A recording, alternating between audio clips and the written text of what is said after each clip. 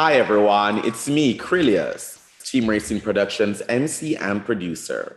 And joining me today is Cameron Whitten. Welcome. Hi, good morning. Thank you so much for having me. Good morning to you. How are you doing? I am magical. Awesome. Awesome. Well, it is great to have you here on a Magical Monday. So thanks for being here with us today. Now, let's start this all off by having you just introduce yourself to our audience and let them know a little bit about your background, your experience, and what you do. Oh, me? I am so shy, but I guess I'll give this a shot. My name is Cameron Whitten. My pronouns are he, him. All pronouns greatly appreciated and accepted. And a little background about me. I am a being of infinite light and love, as we all are. And I am the founder, CEO, and chief healing officer for racial justice nonprofit Brown Hope, based in Portland, Oregon, and also the co-founder of the Black Resilience Fund, also based in Portland. Awesome. Perfect. Perfect. And we've chatted with you before already a little bit about the Black Resilient Fund and all of that. So talk to me again about Black Resilient Fund and explain to our audience what you do. Thank you. I think it's been 2 years. Global Yes. pandemic, people separate. But what is time? Over the last 2 years, since 2020, the Black Resilience Fund has been a vehicle of economic empowerment for Black Portlanders in the four-county Portland metro region. We have been giving direct cash assistance and other forms of support directly to Black Portlanders without any red tape, without bureaucracy, purely from the support of this community. Since June of 2020, after the murder of George Floyd, we've raised over $2.8 million that we've distributed directly to the hands of Black Portlanders. All the work of Black Resilience Fund is also part of our mother organization, Brown Hope. Brown Hope is a racial justice nonprofit that addresses this work through healing justice. And so our long-term vision is for all of our communities, Black, Brown, and Indigenous, to heal from the impacts of racism, talking about racial aggressions from historic times to the present, but also the future. And we are truly building the dream of a thriving community where Black, Brown, Indigenous people are empowered, are valued, and see their beauty every single day. Oh, that is so awesome. That is really good. And talk to me about the importance of, having people of color, Black, Brown, and Indigenous people, being able to have this hope and being able to heal and being able to overcome, some of these traumas and reconcile with them and, move forward when it comes to, as we progress. That is an excellent question. And this speaks exactly to why Brown Hope was created in the first place. And I like to actually bring it up to the stars and the universe, because I love all that spacey stuff. And the universe itself is actually in pure balance when it comes to negative energy and positive energy.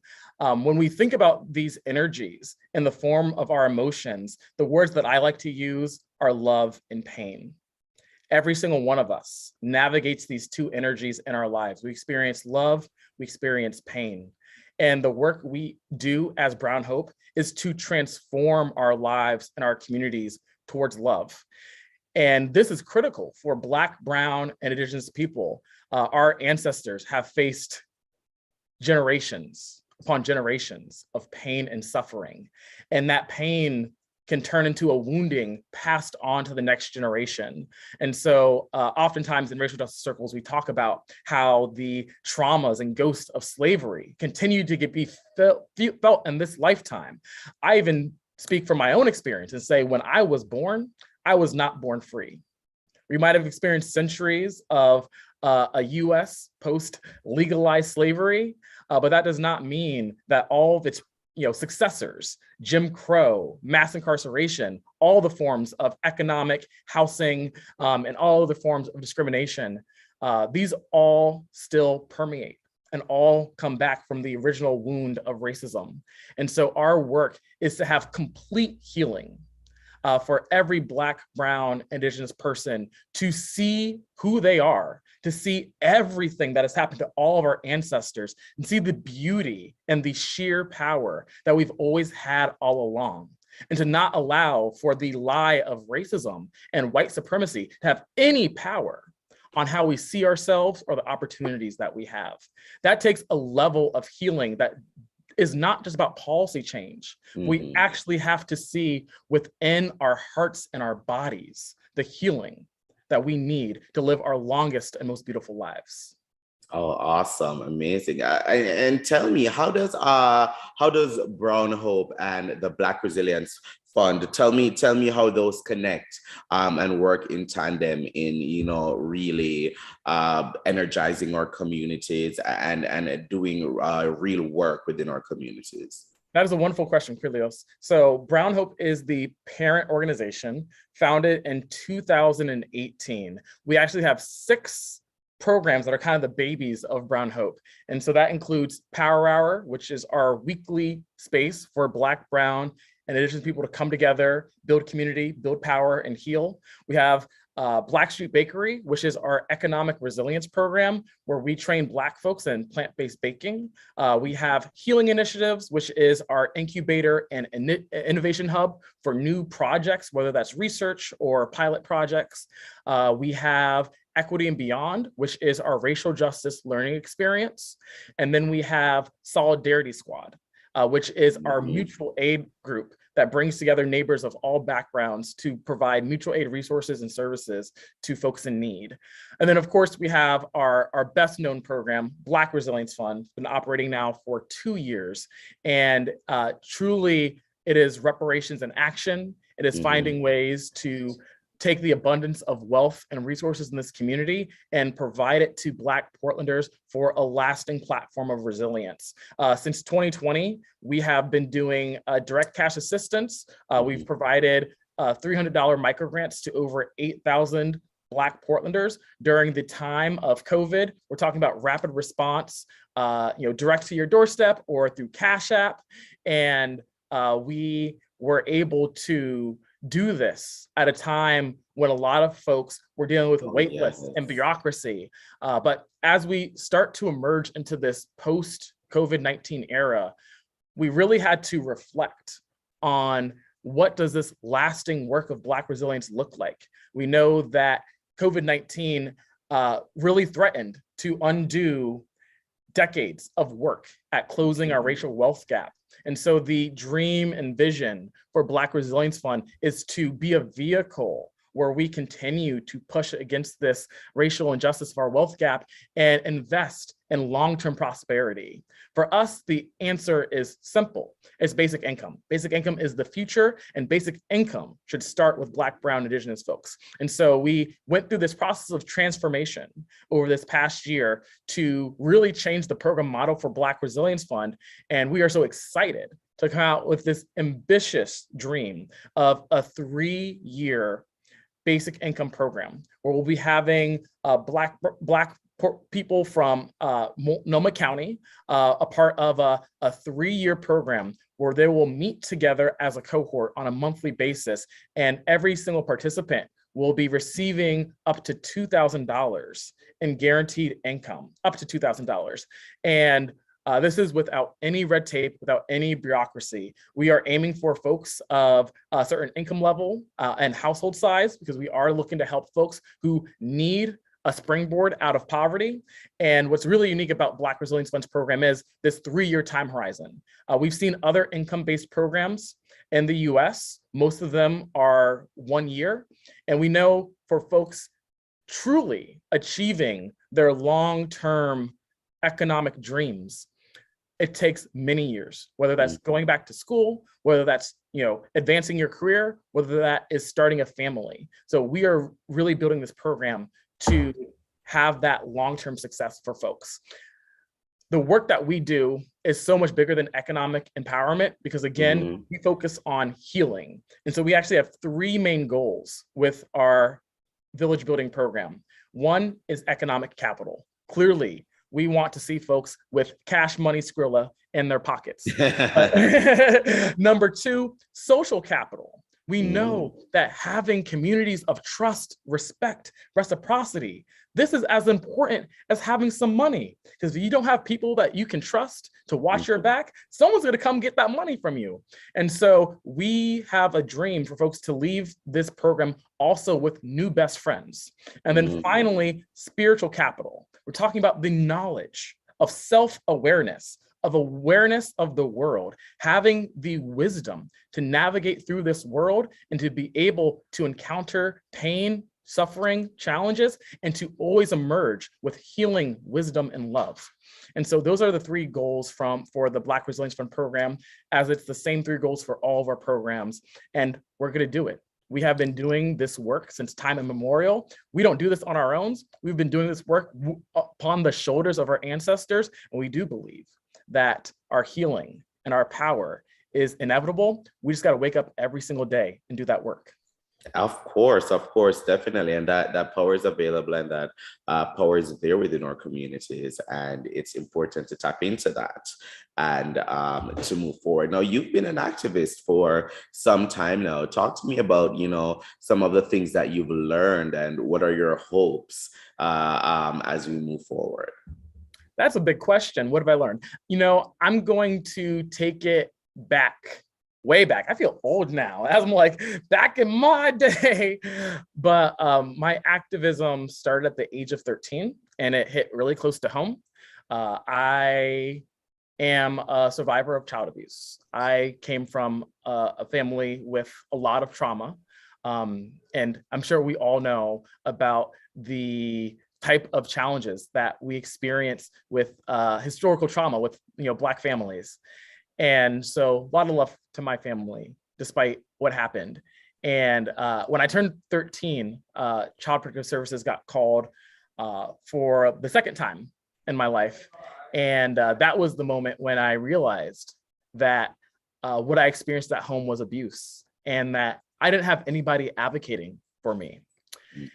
That was a turning point in my life where I realized that I had to speak up when I saw injustice. And I haven't looked back since. The second big turning point in my life came in 2011. And I was 20 years old at the time. I'd been in Portland for 2 years. I'd been homeless as a youth at that time. And 2011 was the year that Occupy Wall Street happened. And Occupy Wall Street gave me so much hope because, I grew up as one of the 9/11 kids. 9/11 happened when I was in 5th grade. And I remember how I saw this country slowly decline into fear of other, fear of different, and all of the borderline fascist policies that have come from that, and the increased racism, even to folks who look like us.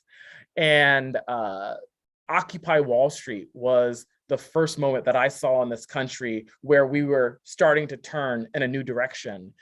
And it gave me so much inspiration. And I really just jumped in to learn more about how this movement happened. And it brought me to who has been the most inspirational figure in my life. And his name is Mohamed Bouazizi. Mohamed Bouazizi is a name that you probably don't recognize because at the time he was alive, he was seen as a nobody. He was a Tunisian man. He was a produce merchant. He sold lettuce and other vegetables every day, going into debt, trying to take care of his family. And the Tunisian government continued to oppress and harass him. And one day, he went to the governor's mansion and he demanded for the governor to come out and hear his grievances. And he was rebuffed and ignored. He came back the very next day. And as his friend stood by filming with a camera, he doused himself with gasoline and he lit himself on fire. That man, with his video being sent across Twitter to millions and millions of viewers, he set off a global revolution. It inspired the Arab Spring movement, which led to the fall of multiple dictators in Northern Africa, but it also was the blueprint for the Occupy Wall Street movement. So at the time in 2011, where this Black kid, queer kid from the streets, who every day woke up and went through his day believing that he was nobody with no value, to see this man change the world, it gave me the belief that I always needed, that even nobodies have the power to change the world. And so every day since then, I have lived with this fire in my heart to make sure that others don't suffer the way that I have suffered. And so that hasn't been easy, because trying to make a more compassionate world means that you suffer even more. And I truly believe taking inspiration from some of our well-known martyrs in our history, Martin Luther King, Jesus, these are folks every day took on the pain and burden and poison that this world had to offer. And they somehow, within the magic of their hearts, turned that into pure love. So every day we strive to see the beauty and pain of what this world has to offer, and just continue to set our sights on the better world that is possible. That is so good. That's beautiful. That is beautiful. And as you said, trying to make a much more compassionate world does come with its own, brand of challenges, of course. With kind of, the politics and all of that being shifted as we watch during this time, has that made anything more challenging for the work that you do at Brown Hope and Black Resilience Fund? Or do you just face the challenges head on? Do they always keep coming? What's it like? Oh, well, life is challenging, and I do believe facing it head on is the best option to have. We are not courageous. We're not, fearful here. We are courageous. And the biggest challenge has been, we went through 2 years of a global pandemic, and right now it feels like folks are in hibernation mode. And the reality is that every single day we are fighting against the forces of racism and white supremacy. I want Black lives to matter, not just when we're dead, but shocker, I want them to matter while we're alive. And so how do we continue to keep the focus on healing racial trauma, on building a world of justice and healing for all of us? This work shouldn't happen just because there's headlines, just because we're feeling guilt. We should be feeling the need to be there for our brothers, our sisters, our neighbors every single day. And so it's been interesting to take the momentum of the last 2 years and to try to channel it into something that's lasting, given that folks aren't engaged the way that they used to. But the reality is this work is ongoing, and we have to do our best no matter the circumstances. And so I'm really grateful for this team, despite how every single day it's been unexpected. We can't plan for the future. We can't create 5-10-year strategic plans. We have to take this work day by day. And I do believe that we are building long-term momentum that is going to make these dreams be fulfilled. A reality, certainly. So how can people get involved with the work that you do, whether by volunteering or donating or anything like that? How can people get involved? Yeah, I love Brown Hope. We're a very approachable organization. There's a lot of ways to get involved. Visit our website, brownhope.org. A lot of different avenues. Sign up for our newsletter. We do a weekly newsletter, and I swear by it. We always have something very interesting to say. We speak from this place of love, of compassion.